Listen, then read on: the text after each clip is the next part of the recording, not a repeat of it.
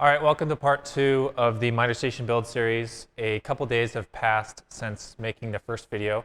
If you have not seen the first part of this build series, go watch that. It'll make this make more sense. But essentially, this is the base carcass for one of the sides. And my next strategy is going to be adding center dividers and start building out drawers and adding drawer slides. I have 12 pairs of these full extension drawer slides that I got online. And so these are much nicer drawer slides than what I've used before. I'll keep it short, but that's all I wanted to talk about right now.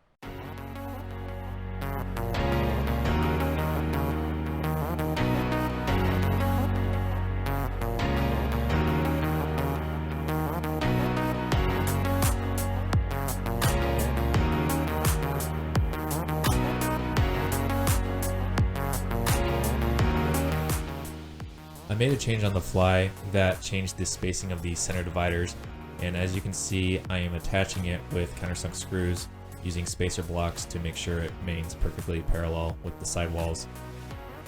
Most of the tension on these center dividers will be vertically as opposed to horizontally, so just using screws should be strong enough, and it will allow me to move things in the future if necessary.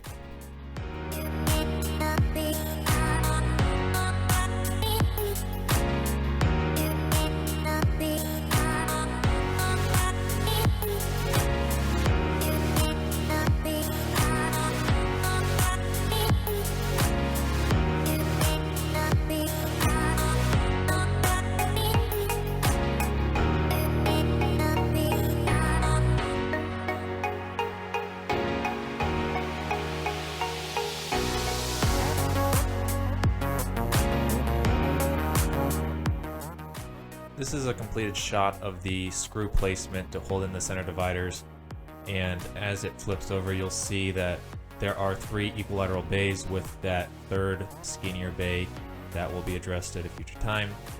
And the next thing I had to do was clean up the area where that first base carcass is going to go, so that's what this time lapse is. There was a lot of dust and things I had to move out of the way. But I did a quick measurement and got it roughly into place.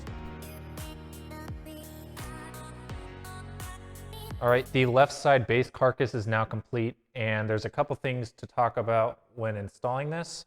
If you're going to do it in a more permanent way, you'd want to take out the back base molding, but I'm not going to do that because I would like the ability to move this left or right, or move this to a different shop in the future if need be. And I would feel unable to do that if I already cut out the baseboard. I also shimmed up the left side so it's nice and level. Now typically you want to install the high side cabinet first, which is actually on that side, but I'm able to actually avoid doing that because this is the seam of concrete and this side of the concrete is lower, and the whole miter station on the other side is going to be able to sit on this one slab. And so even though this is the high side, it should still have a level surface along the whole way. Since I'm not cutting out the bottom base molding, I added these little filler strips so that when I screw in through these screws into the studs, which I marked out, it should give it a solid surface to mount against. And I think that's it. Oh, I also didn't mention this extra little side bay. I talked about having equilateral sides in the first video. This is going to be, I guess, a little bit of a surprise. I had an idea for something that I wanted for this miter station, and so you'll just have to wait and see what this turns out to be. All right. I have a level here to make sure that I'm not overscrewing it. This shim should fit about right.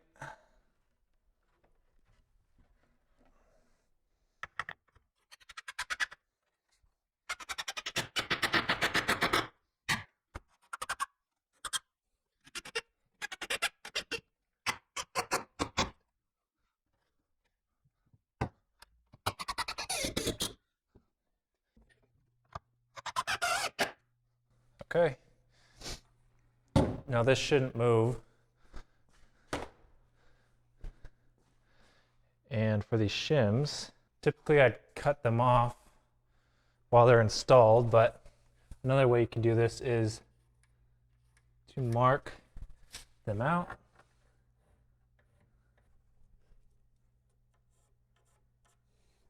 Stay solid, and just double check that these are all plumb or level, I guess.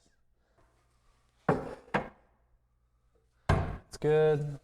Now I will pull these out one at a time.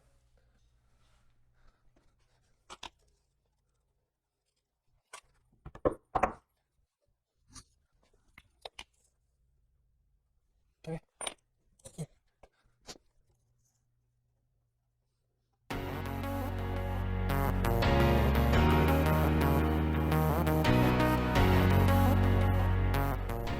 Now that the base cabinet was installed, I wanted to start on some of the drawers, and so I figured one of the easiest ones to start with was the top drawers that only needed a 1/4 inch bottom.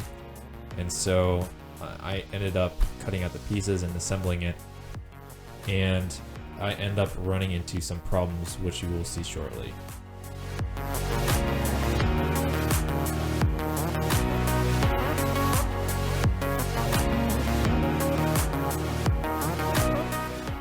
Once the drawer was assembled and square, I went to go set it into place to make sure it fit properly, and soon realized that in my haste to assemble it as quickly as I could, I got my measurements wrong and it was a 1/2 inch too thin, so I had to add some shims to make up for the width of the drawer.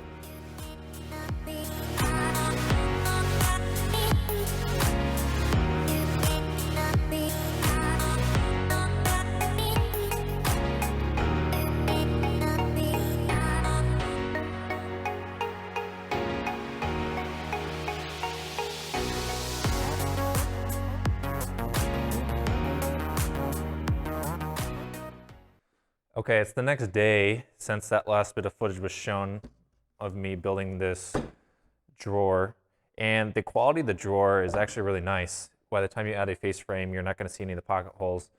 The only issue is I got not only the wrong width, as shown by adding the shims on either side of the slides, but I also cut the wrong depth. When I was cutting out the height for the shelf, I forgot to cut down these two pieces to be their proper length, which was supposed to be 22 inches. These were scraps that were the same width as the base cabinet, so they're 23.5. So therefore they can't recess properly. So if I would have come to the conclusion that I need to make these changes to this drawer, I would have just taken out the screws before the glue had completely set and just kind of pulled it apart. But it's the next day, and so instead I'm going to kind of hack this apart and see if I could try to salvage any of this wood. Otherwise, I'm just going to make it 1.5 inches less deep. So let's start doing that.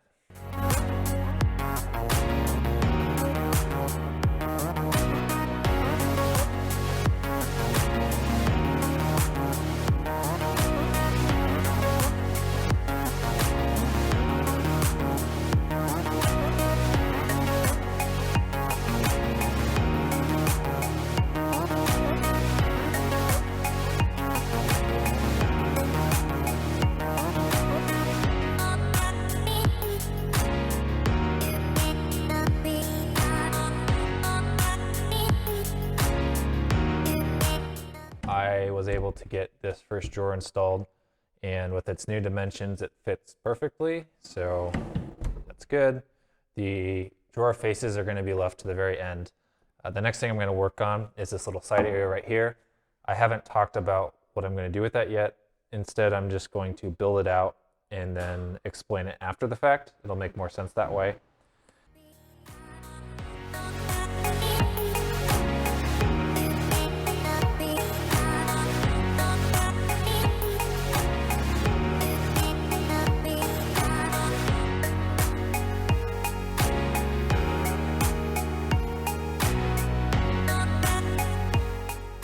I wanted this drawer to be a little bit more heavy duty, and so in order to do that, I added a 3/4 inch bottom piece, but I wanted to inset it using a router and came up with an issue, as you can see right there, and so I ended up cutting it with a table saw, which that is the final shape of the box right there.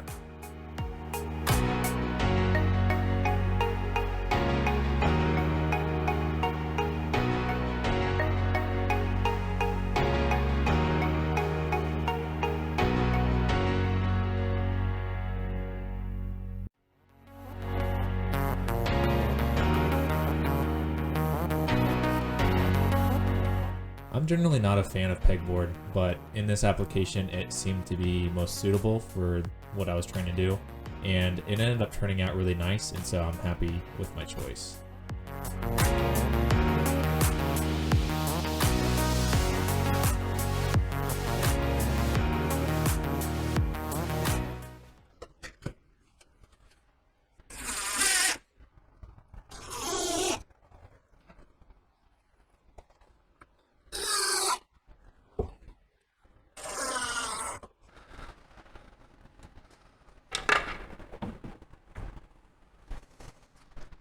The miter saw goes here, and you pull this out, and we'll have saw blade storage right here with the hooks. I cut down some pegboard hooks, bent them up, and softened the ends so that they would fit in the narrow shelf, and that is what some of the layout looks like with the blades.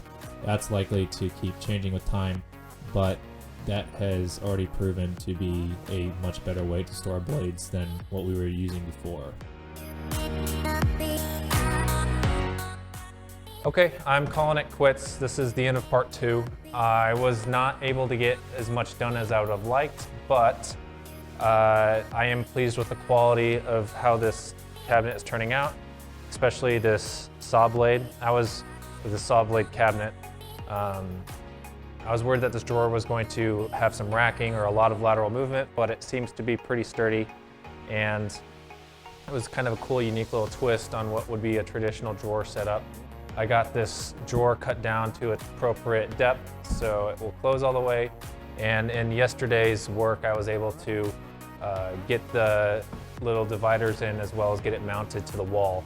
So I plan on continuing to work on this and make videos about it, but I also have some other general work I need to get done in the shop, and so you can expect another shop updates video coming soon. We finally got a garage door opener and I have to wire it in and get it installed and everything, so that might make for some interesting content. If you like the video, please leave a like, and if you want to see more videos like this in the future, please subscribe. And thanks for watching.